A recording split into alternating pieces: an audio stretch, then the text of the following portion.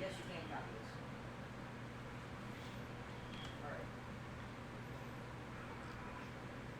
Alright, there you go. Oh boy. Okay. Where do you Oh boy, another case of a runny nose. Hold on a second, folks. Because I actually made this.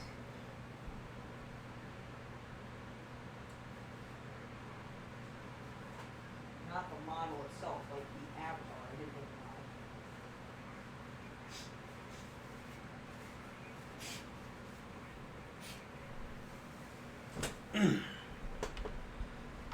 Make a copy of the PC version. Then Okay. switch the flat Man, had a stuffy nose. from that Use model. some nasal spray to open up the old nostrils. Now it's running. So it worked too good.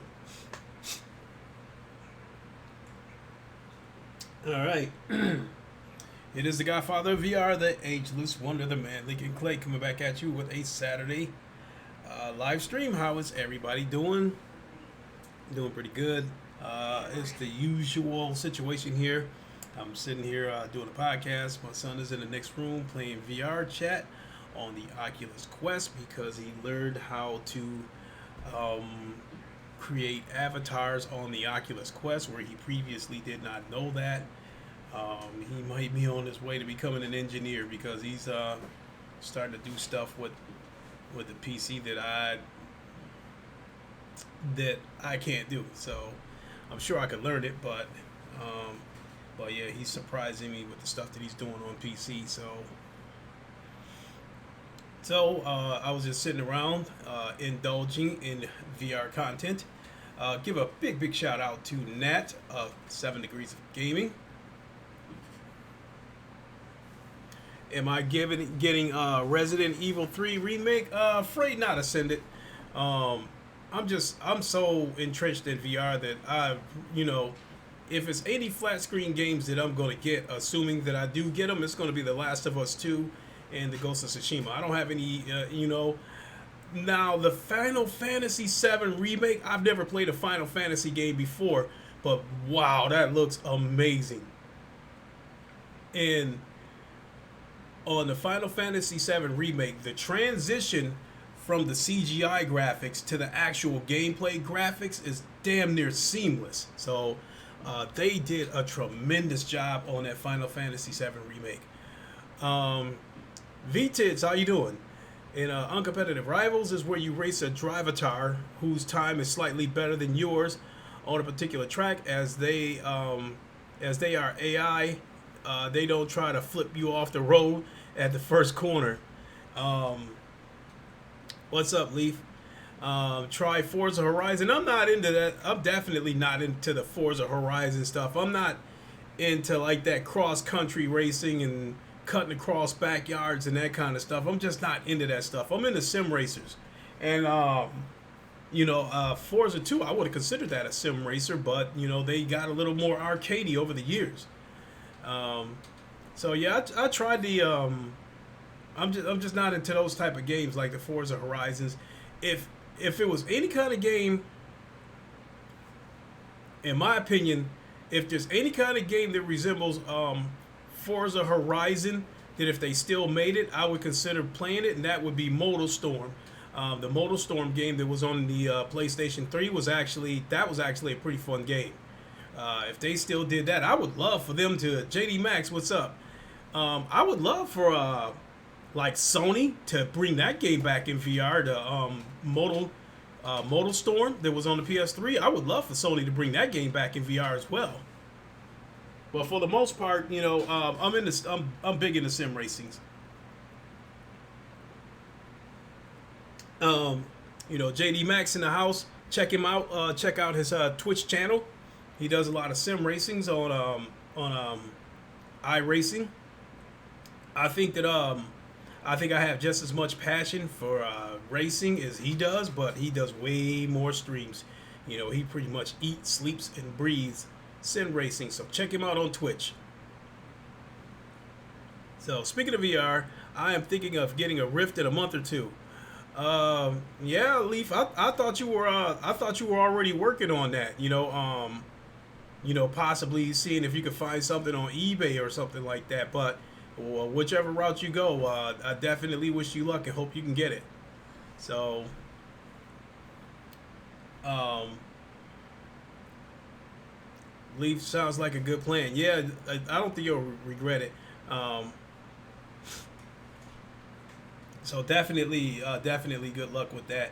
Um, I don't think I've been, I didn't do any streams, but I've been doing a lot of sim racing this week because I'm trying to practice to get ready for the weekend before the 24 hours of Le Mans. As I said before, I'm going to do a 24 lap race on the Circuit de la Sarthe, and I'm just trying to practice because I turned the AI and the aggression way up, so I'm going to have my work cut out for me trying to beat them.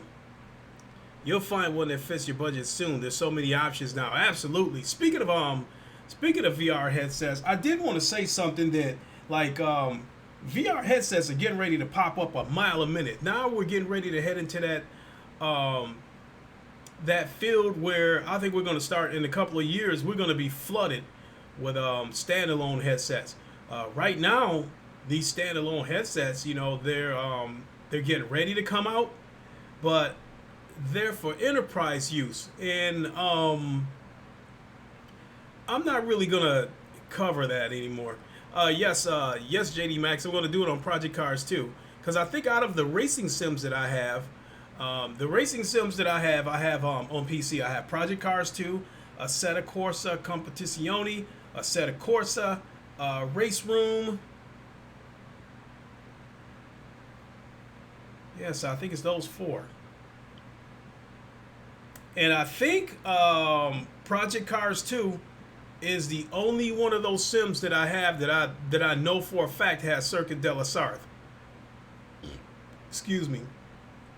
And besides, out of all those racing sims that I mentioned, I like those the most anyway. I like Project Cars 2 the most anyway. Automobilista 2 is coming up, and I understand that's powered by the same Madness engines that powered Project Cars 2. And originally, I said, I said I don't know if I'm going to get this game or not because I figured it was going to be a Project Cars 2 knockoff. But a YouTuber by the name of Gamer Muscle Videos, he did a demonstration to show you that just because both of these games are going to be using the same engine doesn't mean that they're going to be the same game. So, but one thing I thought was really ridiculous was backing this project. I think people were paying $100 to back this project. It gets them a full copy. It gets them a full copy of the game as well as DLC. Now, the positives that I am hearing about the game is that people saying that it has better graphics than Project Cars 2, and they said the VR part of it, looks better than Project Cars 2. So that part right there has got me a little bit curious. So we'll have to see what this game costs. We'll have to see if they'll pull any of this shit like they do with iRacing. iRacing is an interesting game, but I just cannot get behind that subscription stuff. Paying $15 for a car, $12 for a track, and then I'm understanding that you still have to maintain a subscription in order to use them. So that's for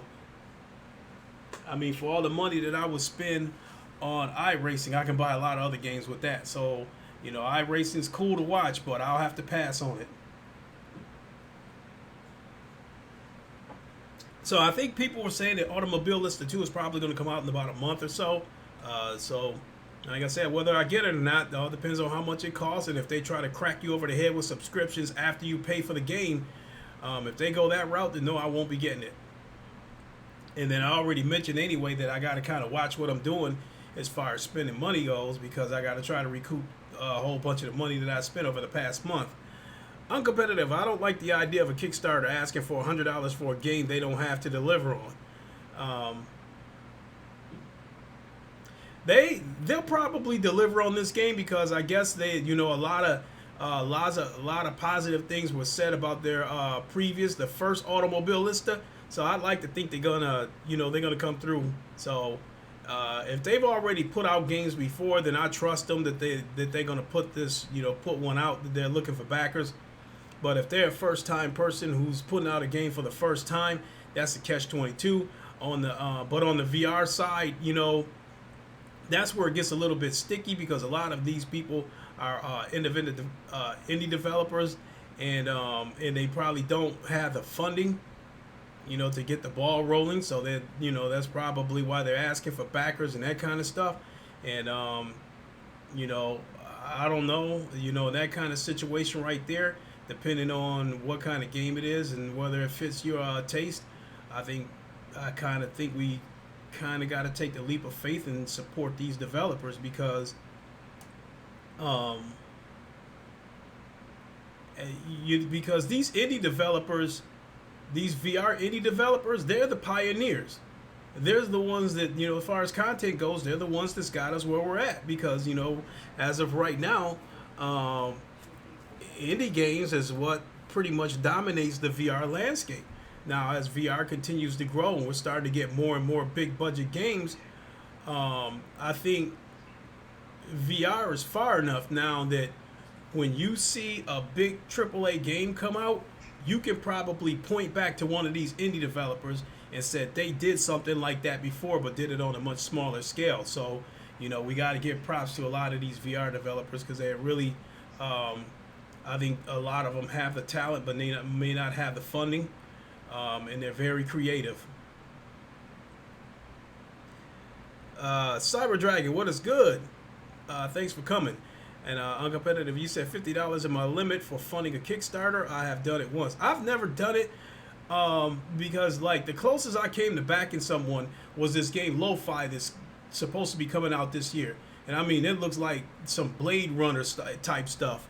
And I wanted to back them, but at the time that they opened up, opened up everything to, to take contributions or whatever.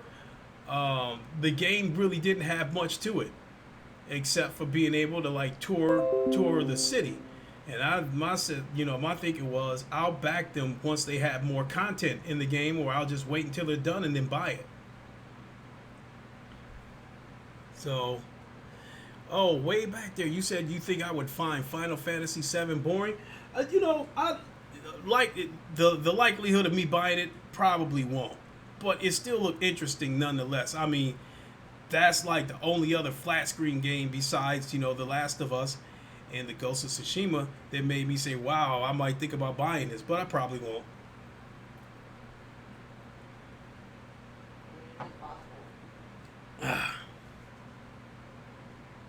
Okay. So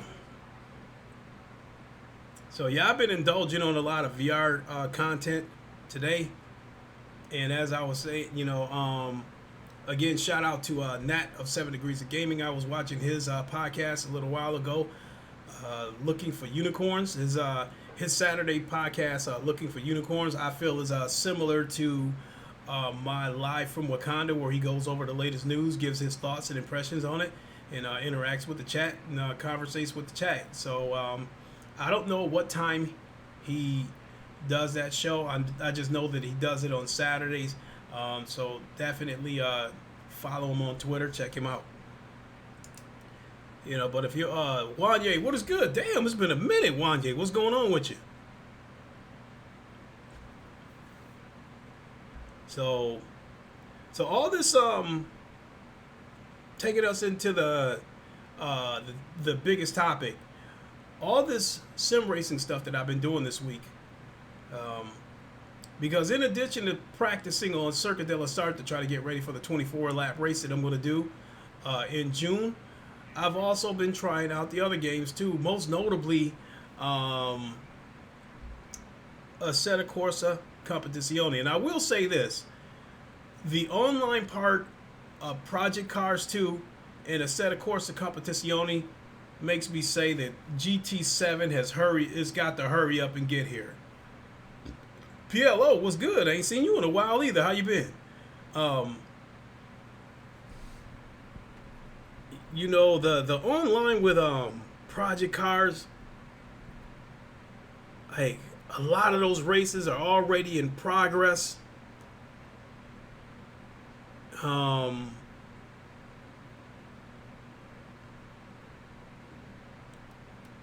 then it's like once the race is over, it's almost like it shuts down, and then you got to go find another room. It seems to go like that, and a set of course of competizione isn't too far away from that. I did an online race with that one, and it took forever. I went in there.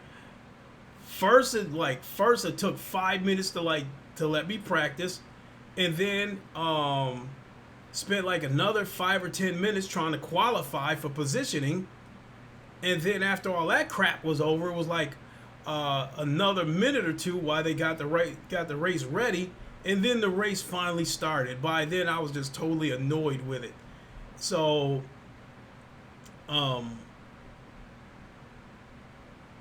that's another reason why I'm excited that I'm really anticipating GT7, because I'm pretty sure they're going to put the daily races in there just like they do with GT Sport. And I absolutely love the daily races. Just jump in and jump out. And then the other thing about the daily races is, and this is going to tie into one of the reasons why I quit Forza 7, because I will get to it.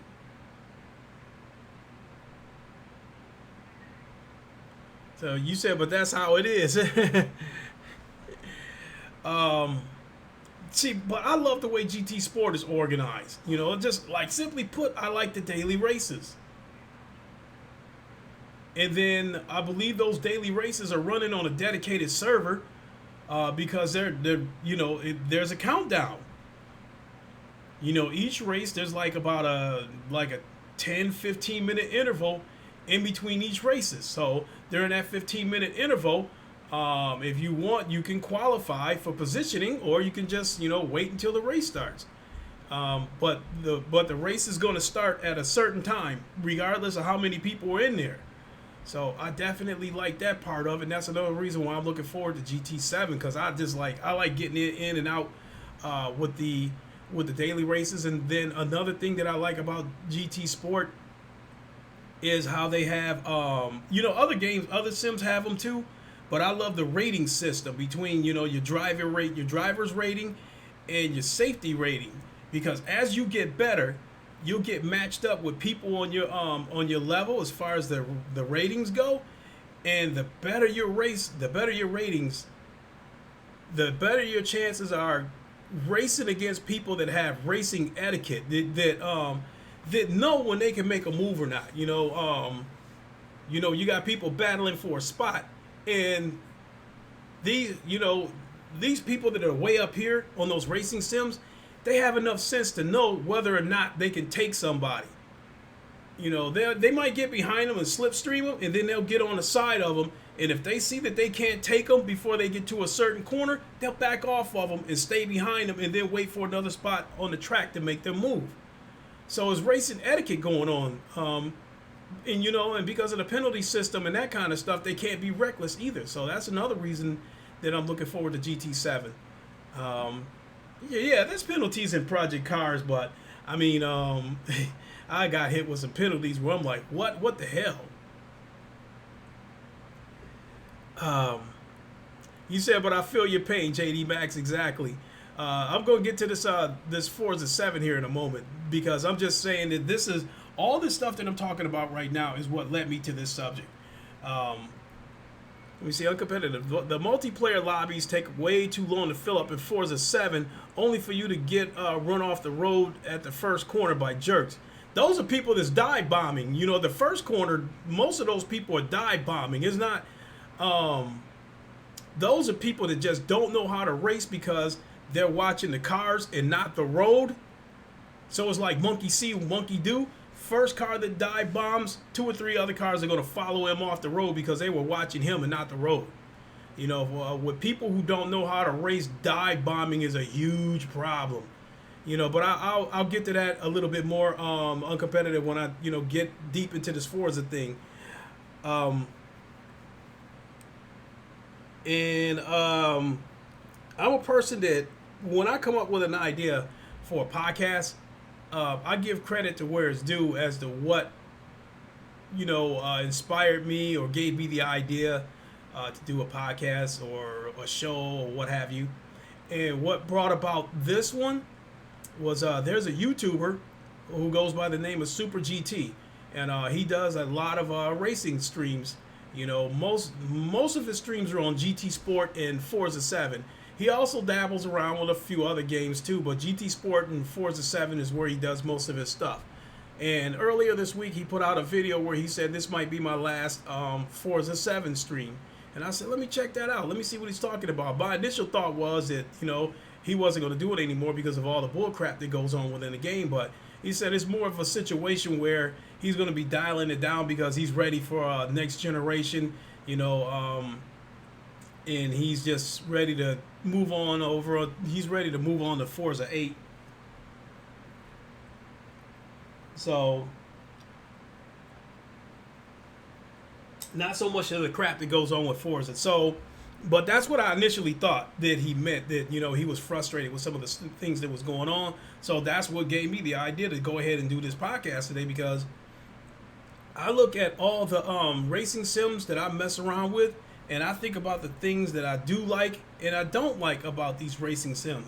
And in the case about Forza 7, there's way more shit that I dislike than things that I do like. Thomas Hand, what's going on? Uncompetitive Drive Club does it better with a register for event carousel. Let me see, uncompetitive. There's a lot of deliberate, malicious fishtailing in Forza 7. Yeah, and that's the other thing too. So I guess jumping right into it, that is one of the things I really don't care about Forza, because to me, it's like, I think it strikes me as the type of game where they try to encourage you to drift around corners, which, you know, in sim racing, drifting around a corner will make you lose time.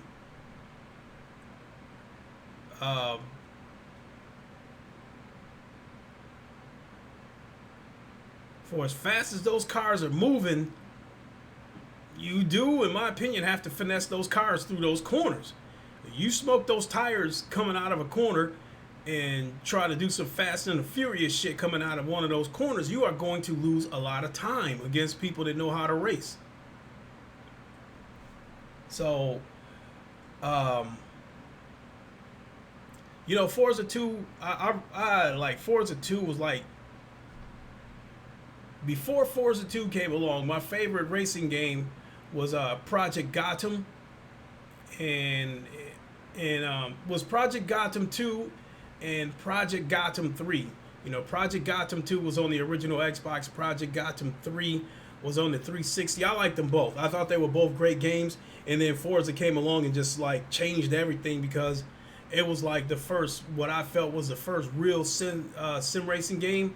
Well, I guess I played other ones, but Forza is probably the first sim racing game that I played online.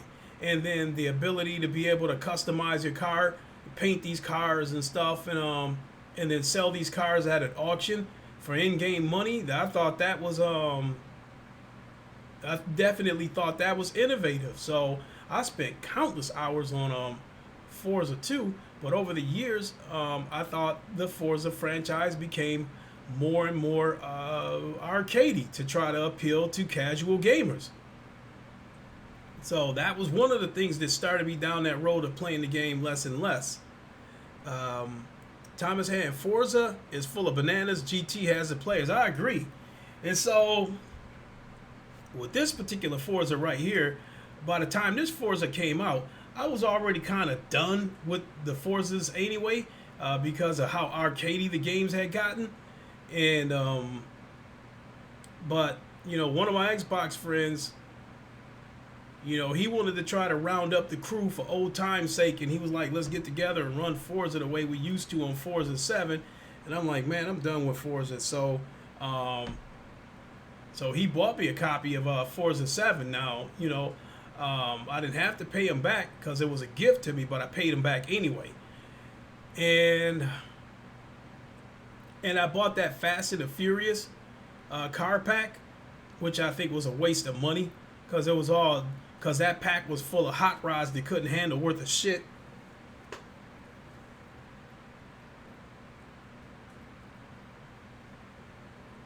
But getting into some of the things that made me move away from Forza 7, it was already arcadey. That was one. The microtransactions that Microsoft tried to implement into that game where I think you could buy like a microtransaction. I want to say for like $20.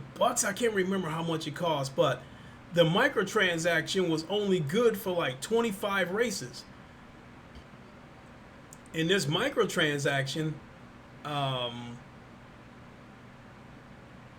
guess it allowed you to earn a little more in-game money, but the big thing was the parts was like a slot machine.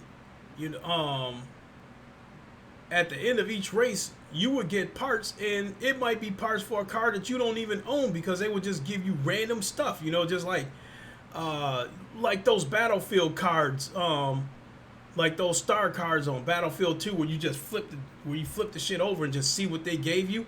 That's basically the way it was. That was met with a lot of backlash, so they took it out of the game. I don't know if they put it back in the game or not. And that was one thing that turned me off to the game. I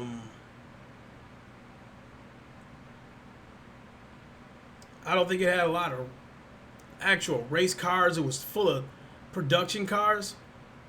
Because when I was way back then when Forza 2 was out, I was deep into using production cars in races because I liked the thought of being able to walk into a showroom and buy a car that you could basically take to the track. But these racing sims have shown me that nothing can compete with a race car. A race car is a superior machine.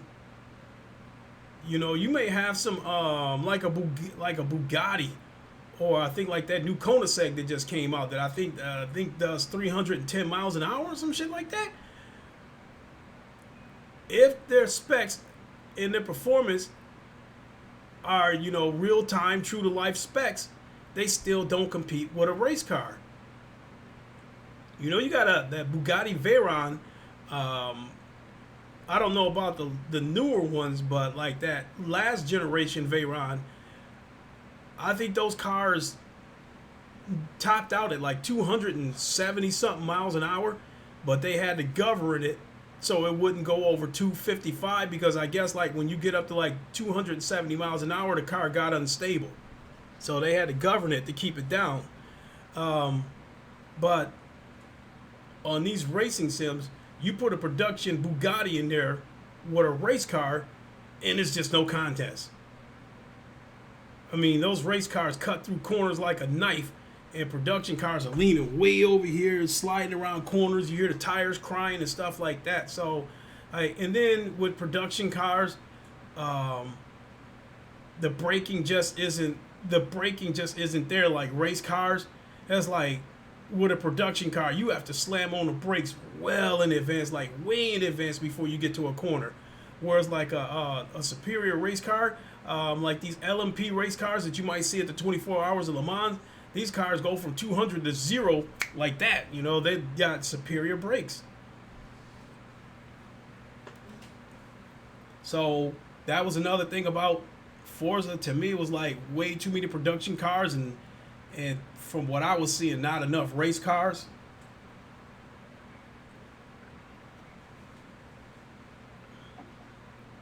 And then and then there's what you were talking about, uncompetitive. The reckless driving on Forza 7. I have to say that you said Forza 5 is better than 6 and 7. I really don't know, because by then I wasn't really messing around with them then. I mean, I wouldn't even came back to Forza 7 if it wasn't for my friend, you know, buying me the copy of it. You said Bugatti Veyron is heavy. I believe it. And then I'd probably say you say, oh, there you go. I'm sorry, Thomas Hand. You said facts, linking different strokes for different folks, my friend. Definitely. Uncompetitive race cars have their parts swapped out every race. Production cars are expected to last. Yeah. And then I'd say the last straw to Forza was the dirty racing. You know, dive bombing, as I spoke of earlier, that was already a problem, because when you're racing, you know, with amateurs, and this isn't, you know, the dive bombing, that's not a Forza thing. That's just an amateur racing thing. people that are not good at racing games, they're gonna dive bomb you and they're gonna take 2 or 3 cars out because it happens in GT Sport. And for a while in GT Sport, I was breaking my back to try to raise my driver and safety ratings so I could get put in a field of racers who don't go dive bombing and go flying off the track and taking 2 or 3 cars out with them. I was trying to up my game so I could get put on the track with people who got some racing etiquette to them. And so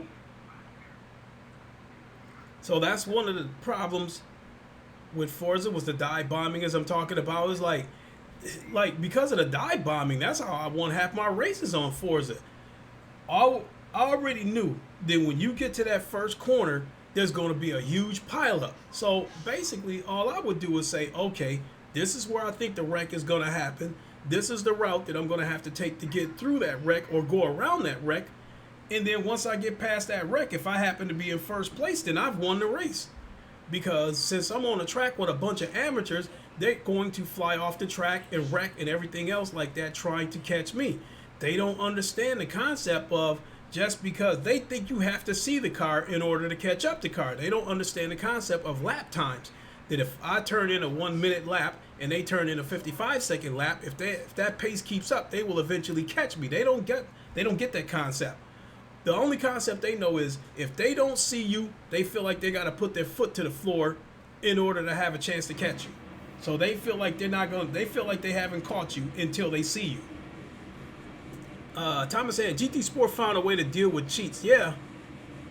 And uncompetitive, you said it wouldn't help if I held back at the start and let everyone go ahead of me. Then spread out so I could safely overtake people, but I still got fishtailed.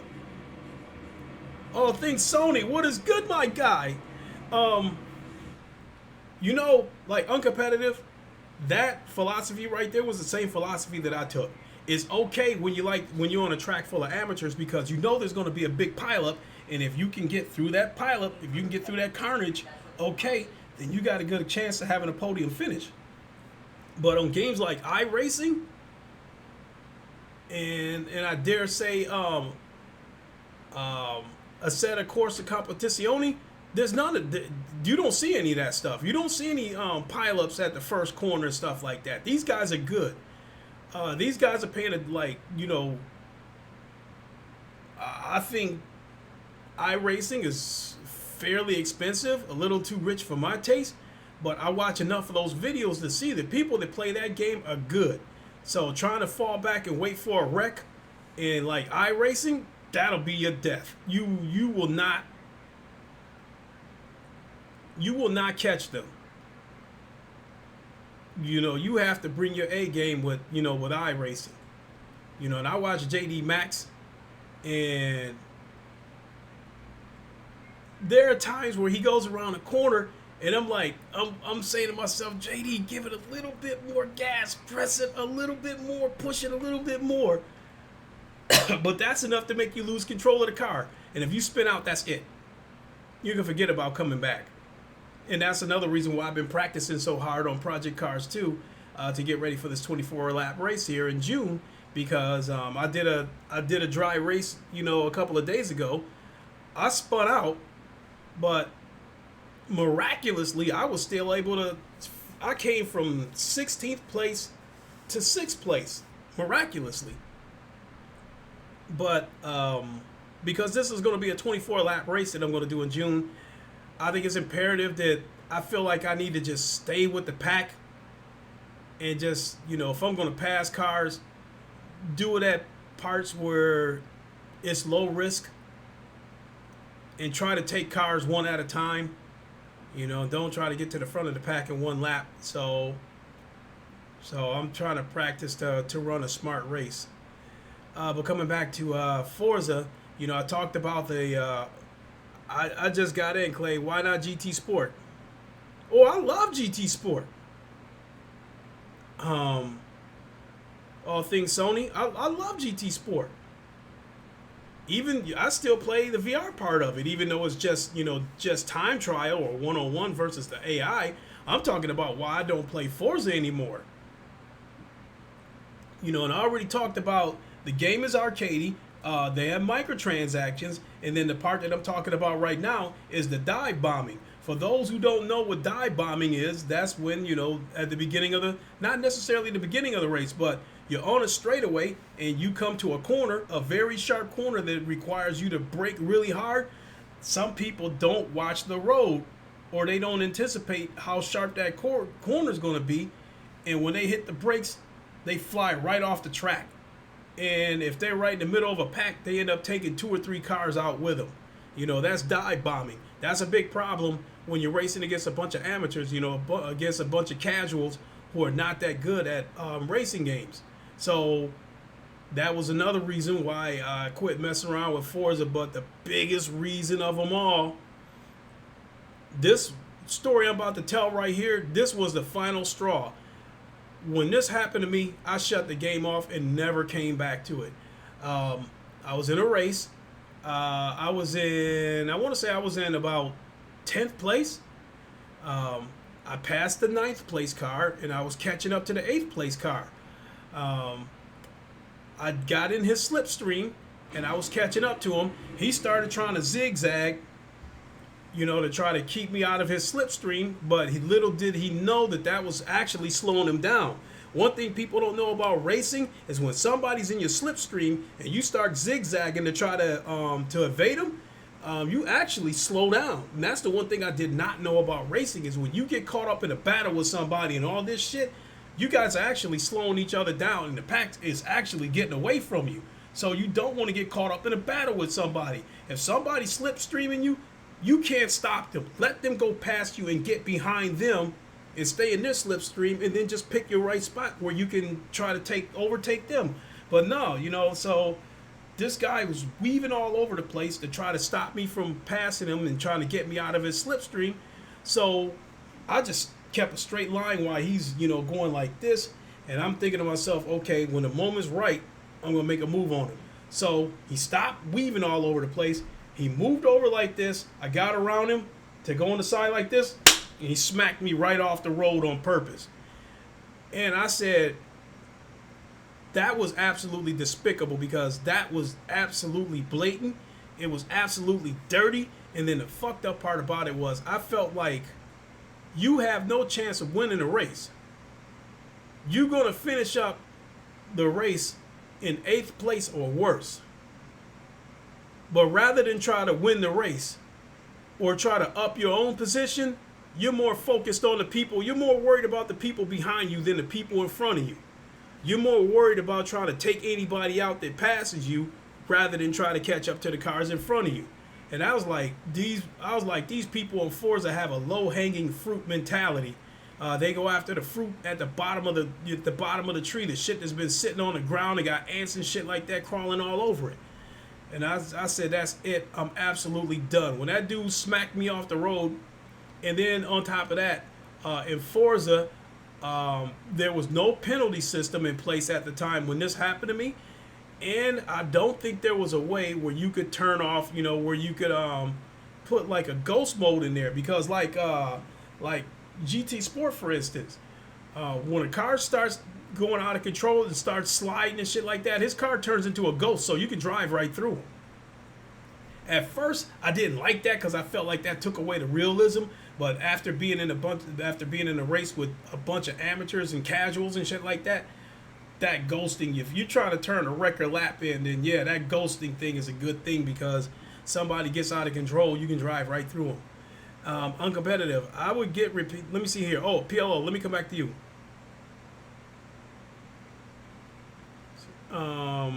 All things Sony, you said you know how this is right. And then PLO, you said, I want a racing wheel so bad, but at this point, I'd probably be better off waiting until next generation. I don't think so, PLO, because I don't think Sony's gonna do that to anybody. Not yet. I have a Thrustmaster T150. It works on PS3, PS4, and PC. So, you know, and I think at least to start off the generation, I think Sony's gonna let me use it.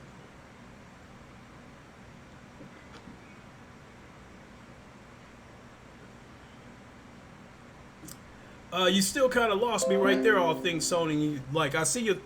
I just got a notification from Oculus, from Pieface asking if he wants to join me, if he can join me. He's one of my friends. You can let him join you if you want. Just let him know that it's not me. Oh, okay. But you can let him join you if you want.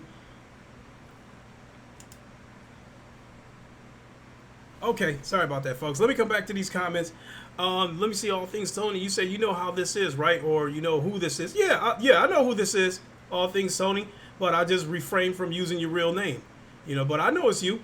You know, and I watch your Drive Club streams. I know it's you. And speaking of which, go check out my man, All Things Sony. He does a variety of streams. He's been doing some Drive Club streams. He does Days Gone streams. He does some dreams, do some streams right there. And he does giveaways on his channel, so go check him out. So he is also a member of the Round Table. And, you know, he's got some good content too. So he has guests. He has a show where he has guests on there, and then he releases his own videos where he gives his thoughts on the latest news. So check out All Things Sony. So yeah, I knew it was you. I knew it was you, JD. I just didn't, like I said, I didn't want to put your real name out there. So, but I know it's you.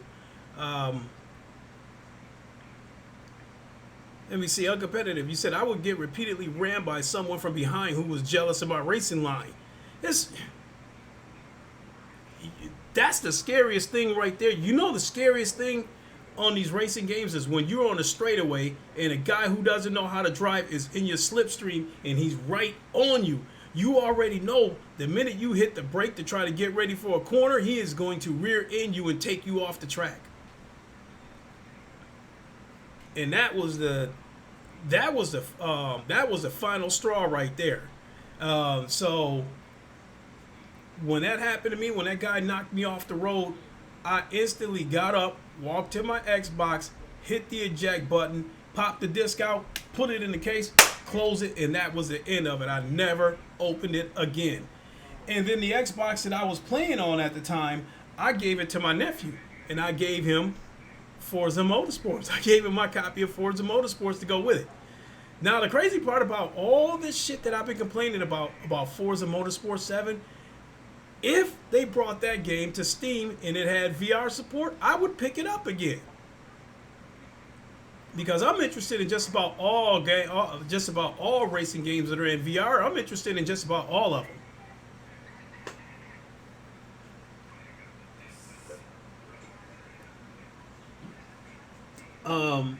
You know, when it comes to VR, especially a multiplayer aspect, you know, I think I love first-person shooters and sim racers. You know, I like a lot of stuff too. But for this conversation, those are the two categories that I'll talk about. And when it comes to sim racers in VR, I'll try just about any one of them. But when it comes to first-person shooters, I won't say that I'll try any one of them because some of them are trash, but I'll at least look at a video of a first-person shooter game to see if it looks like something I'll be interested in or not. But yeah, there you have it right there. That's why I quit Forza. You know, it became arcadey. The microtransactions that Microsoft tried to put in there, dive bombing. You know, and then the races that I was in, there was no ranking system in the races that I was in, so I was always in there with amateurs, and then flat out the dirty racing. You know, and I mean, I've even seen some of Super GT videos where people knocked him off the road, and he's actually pretty good. So that's it. If Forza does not get VR support, I'll never play it again. So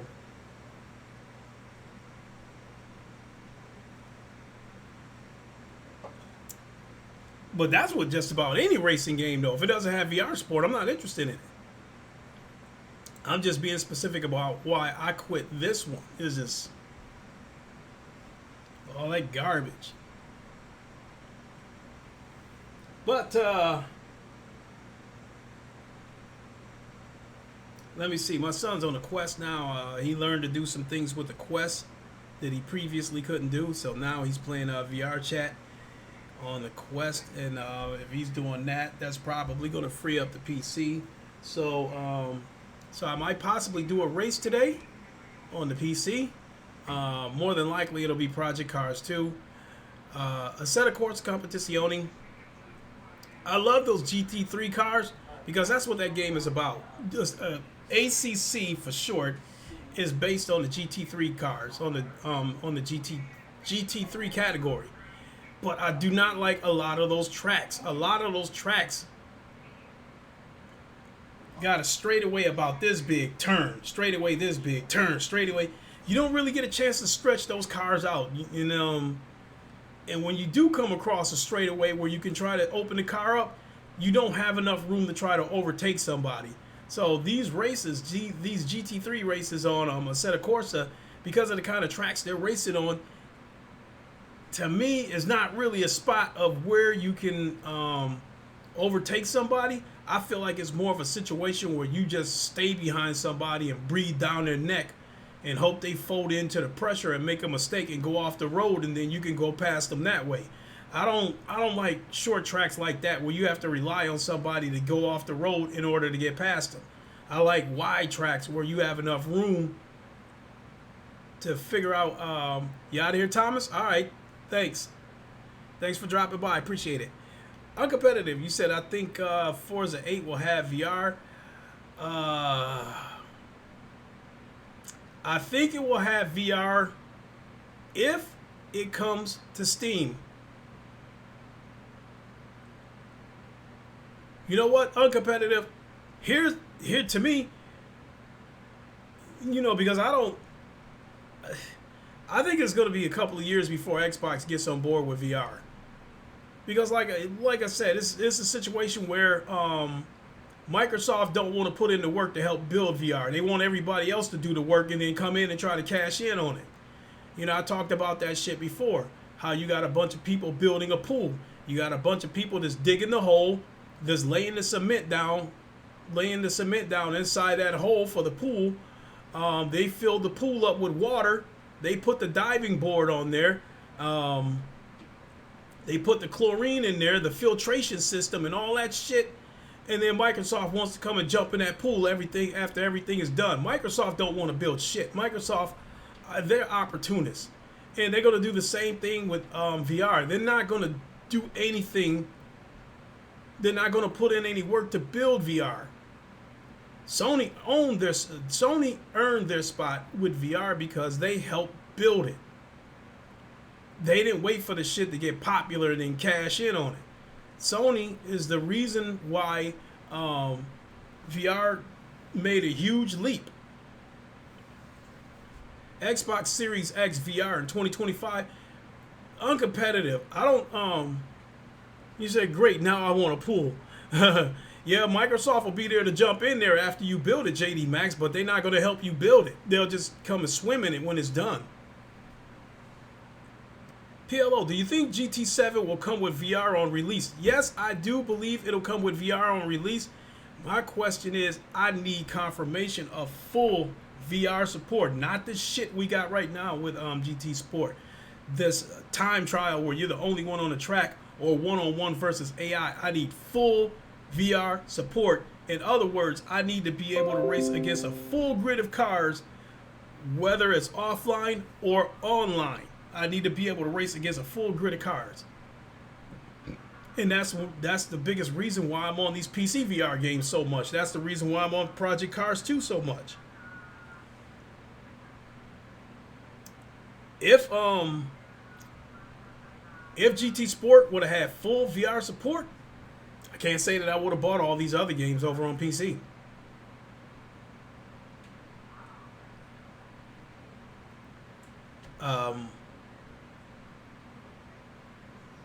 You know, according to Nat, my friend from 7 Degrees of Gaming, I guess according to what he had said that I guess the PlayStation Pro is capable of running GT Sport multiplayer, but the PS4 is not.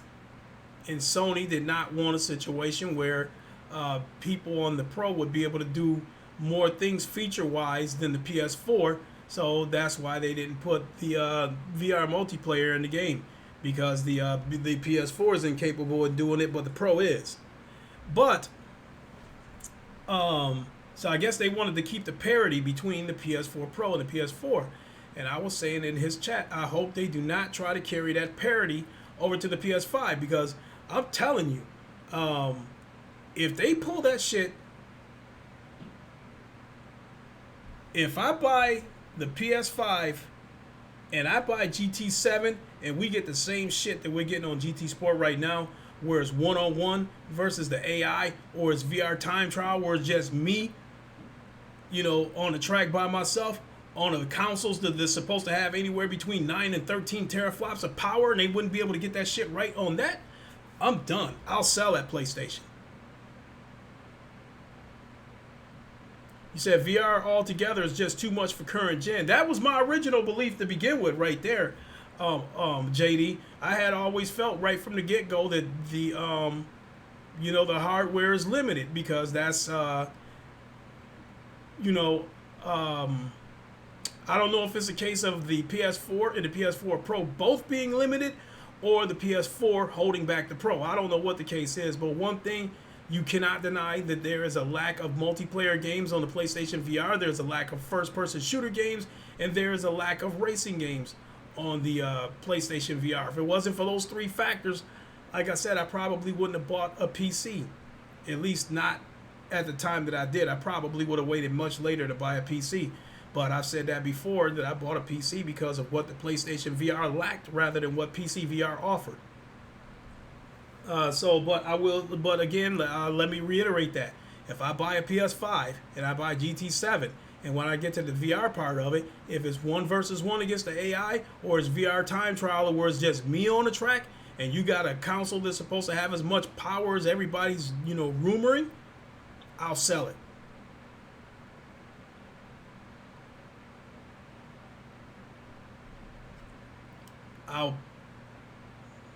I'll probably buy the physical copy of the game to protect myself.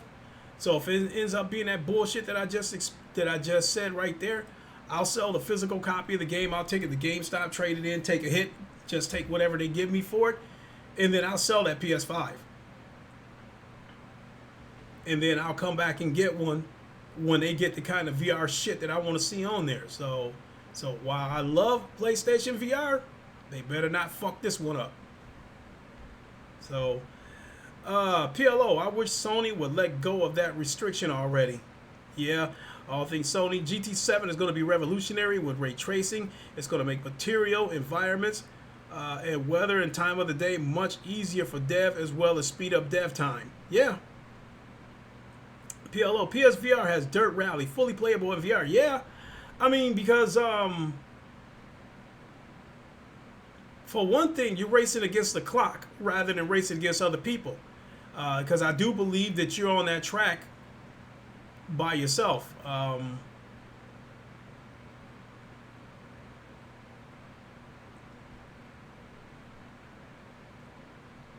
So that's not taxing the hardware, because like, take my PC for instance. When I was playing Project Cars, the game by default starts me out with a 15 car grid. Just to see what would happen, I bumped it up to I think 20 or 25 cars, and then I turned the settings up as high as they can go, and it ran like shit. It was so skittish. So I had to put things back to where they were in order for it to run smoothly. Now, you take that same situation over on the PlayStation. Obviously the hardware cannot handle racing against a full grid of cars, because as of right now, GT Sport, when you race against a full grid of cars, I think there's 16 cars on the track. And I'm assuming the hardware is just not capable of handling 16 cars, whether it's multiplayer or offline. It just cannot do it. But I'm hoping, praying, and expecting that the PS5 is going to be able to do this.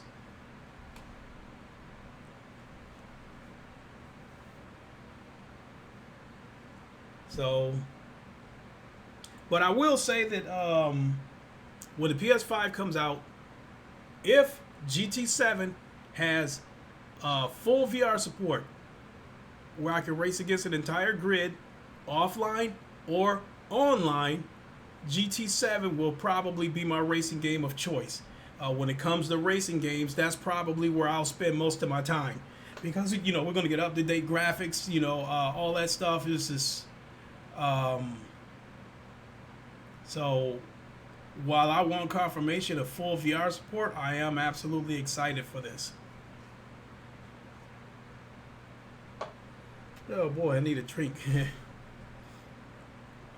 So, I guess I can take a moment to see what we got in the news and see if there's anything worth talking about. So, give me a second, folks. Let me go grab my phone so I can go through my Twitter post.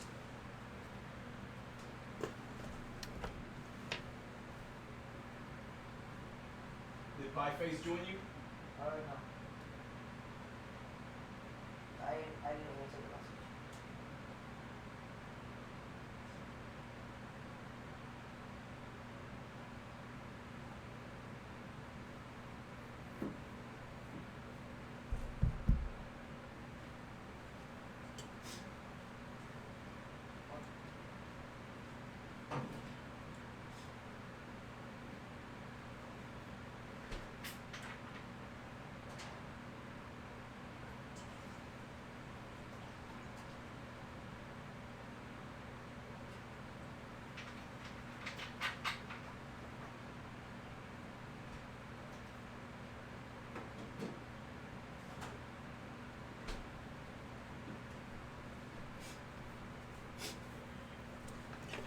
Okay. Much better. I think this week, as far as I'm concerned, other than seeing that gameplay for Half-Life Alyx, I really don't think there was much VR news worth talking about. That's one of the reasons why I got an off-the-wall subject to talk about today, because I just don't really feel like there was enough news this week worth talking about to do live from Wakanda. So I just figured I'll just talk about this and then just mix any little thing in there.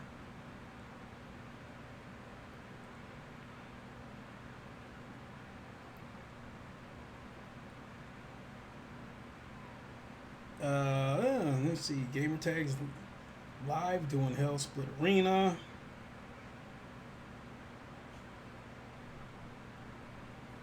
J Dub retweeted me. Good look out, J Dub, if you happen to be listening. Appreciate it. All right, let's go to Twitter and see if there's anything worth revisiting.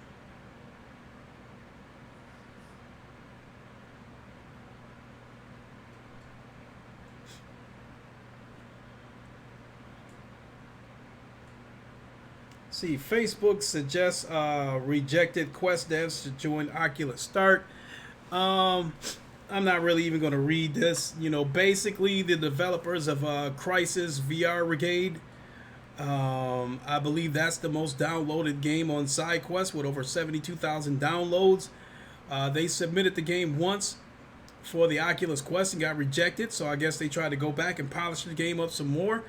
They submitted it a second time and got rejected again, and got no explanation from Oculus as to why the game was rejected. But I guess Oculus is going to start up something similar to SideQuest for developers, I guess, to bring the games over there so they can work on the games, polish them, that kind of shit.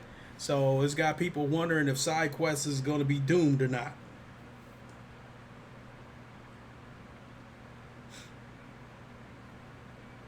See here, Valve Index VR headstock will be back. VR headset will be back in stock Monday, but only in limited capacity. I don't need to read that. We already, for those who don't, who follow VR pretty tough, Monday Valve will have some more VR headsets, Valve Index, in stock. but only a limited number, and I guess they are expected to go fast. So people are already, YouTubers are already telling you get ready to hit the F5 button on your keyboard so you can keep refreshing it to try to get an order in if you want to get a Valve Index. They're expecting so many people to get in there that to try to get a headset that they wouldn't be surprised if it crashes the website. Excuse me. You see here a 3D rudder getting native Quest support for new wireless Pro model. That 3D rudder is cool. It's a cool idea, but it doesn't do anything for me. See here, Steam gets a new dashboard. LA Noir for VR. LA Noir VR for PC gets mini games that weren't available on the PlayStation VR. See, Deus Ex, Mankind Divided, Shenmue 1 and 2, and more is leaving Xbox Game Pass. Control, Shadow of the Tomb Raider, join PlayStation Now.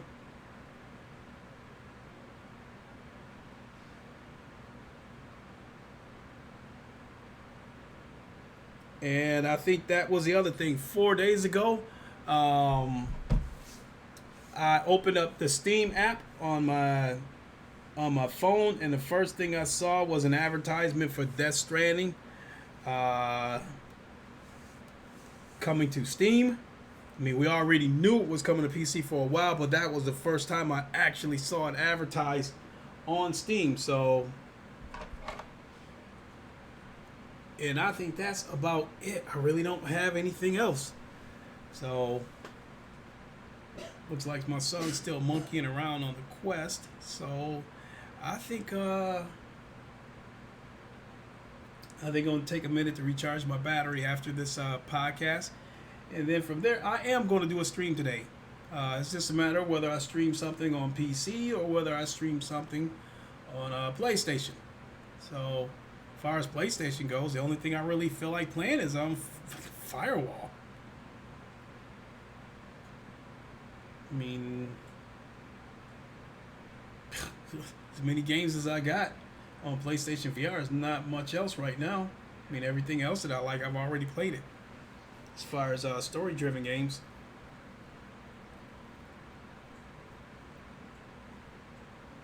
So, I think that's going to do it.